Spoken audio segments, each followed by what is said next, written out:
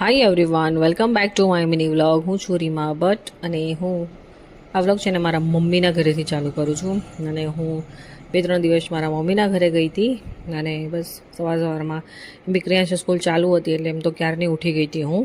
અને ક્યુ પણ સ્કૂલે ગયો છે રેડી કરીને. અને બસ હવે હું નાસ્તો કરવા બેસીશ. મારો ભાઈ અને મારી બેન અમે બધા બેસશું. એ ક્યાંના રાડો પાડે છે કે ચલ બેસી જા. બસ હવે હું થોડીક જ વારમાં નાસ્તો કરવા બેસી જઈશ. અને અહીંયા અમે બે કંઈક બટર કરતા હતી, કંઈક બોલતી હતી. મેં તો ચૂપ થઈ જા, બહુ નહીં બોલવાનું. બસ તો હવે ચા અને ભાખરી ખાવા હું બેસી ગઈ છું. જો અમારી નાનપણની યાદો છે. અમારું બદામનું ઝાડ છે, અહીંયા હિંચકો નાખવાનું કહે છે સામે. કેવી સરસ છે.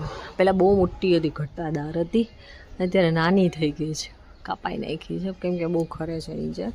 કેવું સરસ છે. જો મજા આવે, ક્રિયાંશ આવે ને એટલે એને રમવાની બહુ મજા આવે. બસ પછી મેં ખાઈ લીધું પપૈયું ટીવી જોતા જોતા. શેનું શાક બનાવવાનું છે ખ્યાતિ આજે? ભીંડા બટેકાનો. જો ખ્યાતિ મસ્ત બટેકા સુધારા નાના નાના. અને આજે જમવામાં ભીંડાનું શાક, રોટલી, દાળ ભાત હતા. અને મને છે ને ફાડા લાપસી બહુ ભાવે.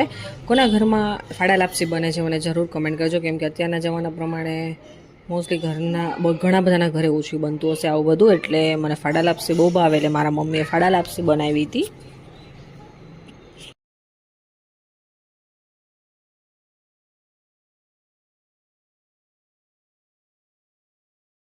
બસ પછી બપોરે ભાઈલો ખોખોની ચોકોબાર લઈ આવ્યો હતો તો એ ખાધી.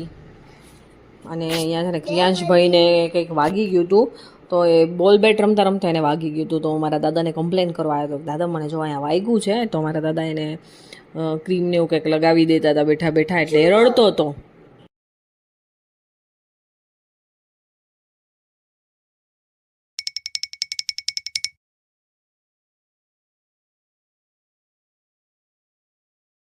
જો આ મારા મમ્મીના ઘરની ઝાડવાની બદામ છે, આ પોપટે ખાધેલી છે.